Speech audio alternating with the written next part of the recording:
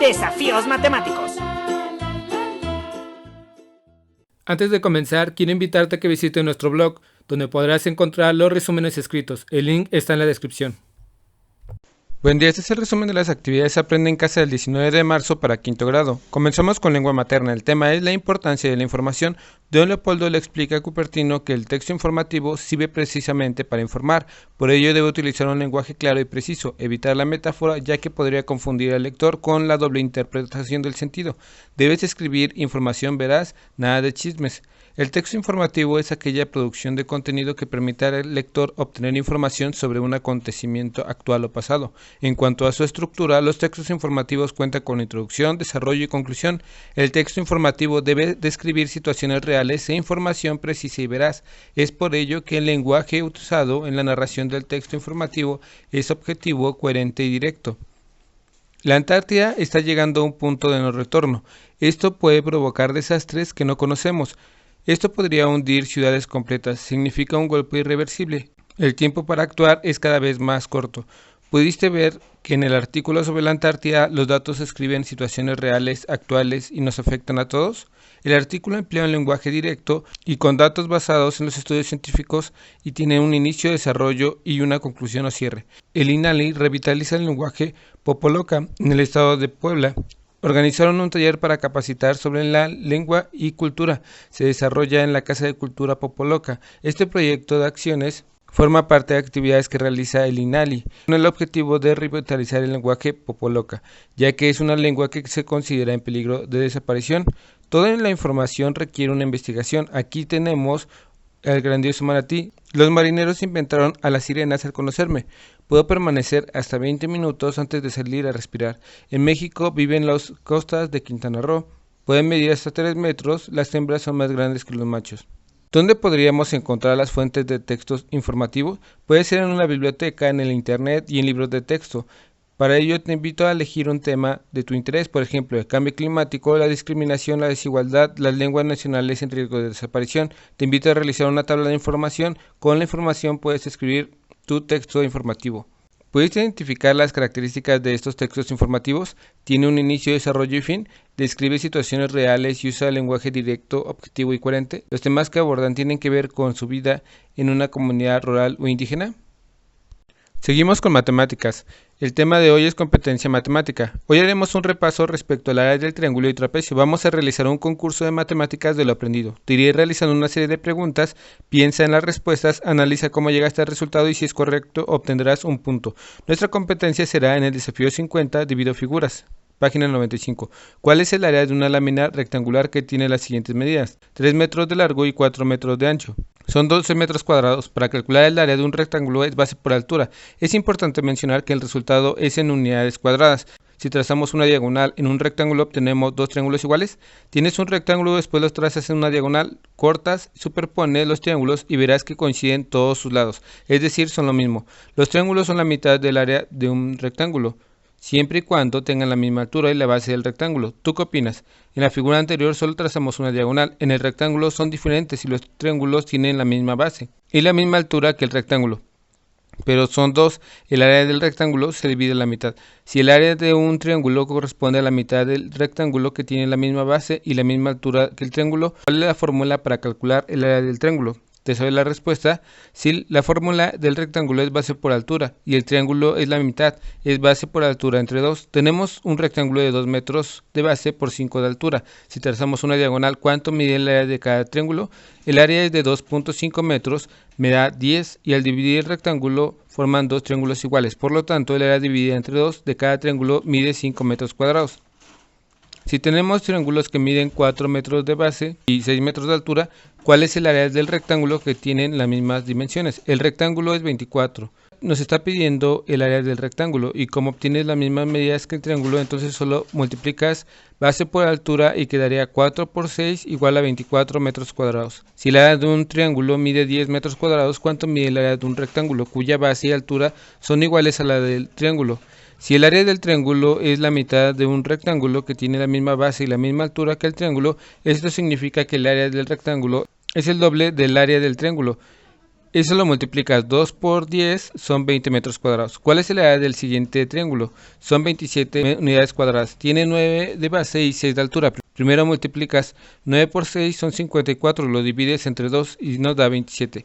Calcula el área del siguiente triángulo en unidades cuadradas. Usa la fórmula base por altura entre 2 y entonces multiplicas 11 por 6, nos da 66, entre 2, 33 unidades cuadradas. Calcula el área del rectángulo y el área del triángulo marcados en la imagen. El área del rectángulo es 32 unidades cuadradas. Usé la fórmula base por altura, que sería 8 por 4 es igual a 32 unidades cuadradas. Seguimos con inglés. El tema es, una vez más, aquí vamos.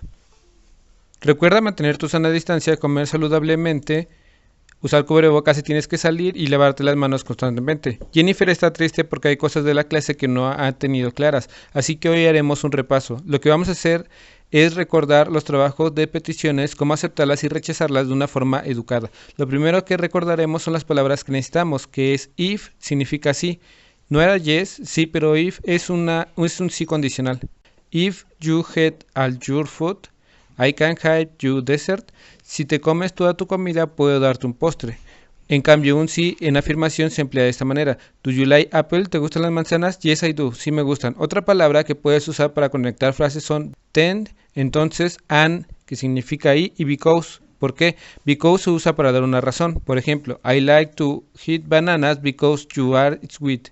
Me gusta comer plátanos porque son dulces. Vamos a jugar con esta sopa de letras y vamos a buscar la palabra can. La segunda palabra es could. La tercera palabra es you'll. Imagínate que estás desayunando en familia y tu papá te dice que si puedes probar la mermelada. Tú puedes contestar yes I can. Y puedes preguntarle a tu mamá si te da un pedazo de pan y tu mamá podría contestarte yes of course. Y tu mamá te dice podrías compartir con tu hermano y tú contestas yes I could, I can. También vimos cómo rechazar adecuadamente y aquí tienes las frases. Vamos a unir las palabras con la respuesta.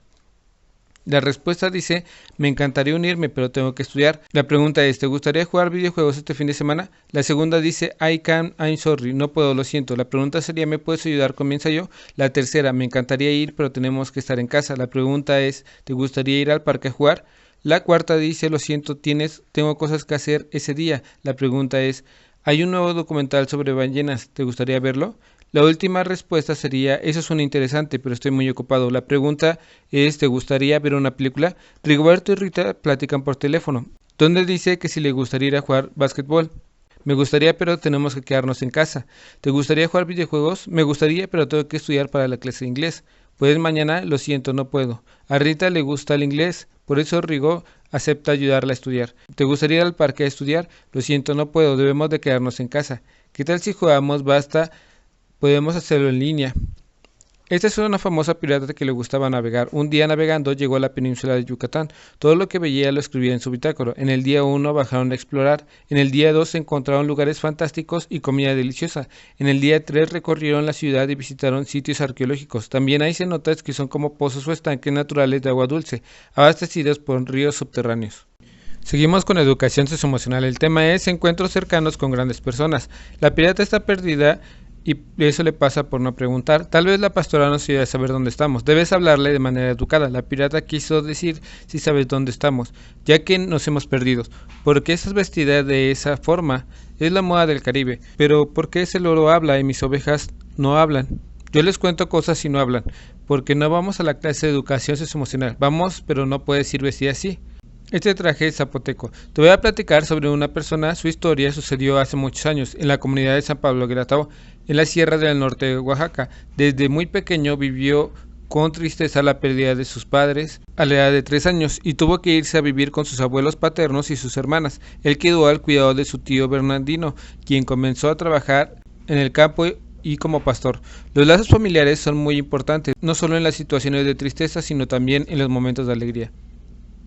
El maestro Filemón nos dice que esa lengua se habla, se ríe. La mamá de mi prima falleció y ahora somos más unidas.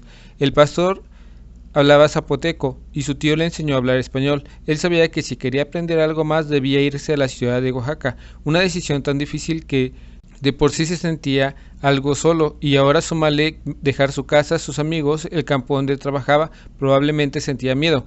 ¿A poco se fue solo? No, de hecho tenía la ventaja de que su hermana trabajaba como cocinera. El señor con el que trabajaba ayudó a que entrara a la escuela, pero era discriminado. Recordemos el caso de Cristina, donde era discriminada por su origen indígena, pero eso no lo detuvo. Con el apoyo de los demás logró seguir estudiando. Inició sus estudios como sacerdote, abandonó el seminario y estudió leyes, participó en la política hasta que llegó a ser gobernador de su estado. Se duplicó el número de escuelas en Oaxaca. Esto me recuerda el caso de Laura, quien no se sentía bien por usar aparatos para poder escuchar. Cristina le dijo que no le importaba que use esos aparatos, le pide 2 paletas y que le enseñe el lenguaje de señas, y así serán mejores amigas. Existe una anécdota que dice que antes de morir visitó la tumba de su esposa junto con sus hijas, donde les platicó que una tarde en la que tenía una junta muy importante con un grupo de empresarios norteamericanos, como no se le acomodaba el cabello, le pidió a su esposa Margarita un limón, porque era lo único que le funcionaba, y ella le puso y lo peinó, le hizo el nudo de la corbata y le dijo que irremediablemente la necesitaba.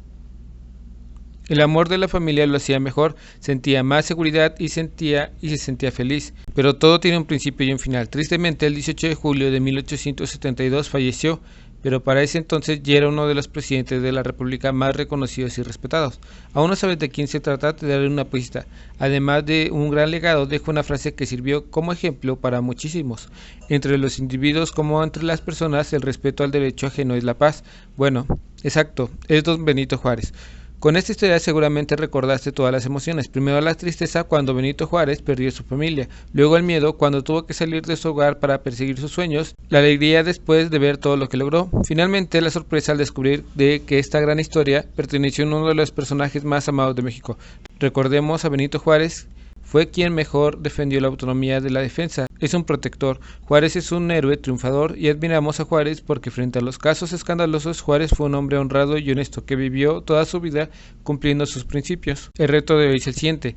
Investiga sobre otras comunidades y etnias del estado de Oaxaca. También investiga el significado de tu nombre y anota qué emoción te transmite al descubrirlo. Por ejemplo, San Pablo Guelatao en zapoteco quiere decir noche honda.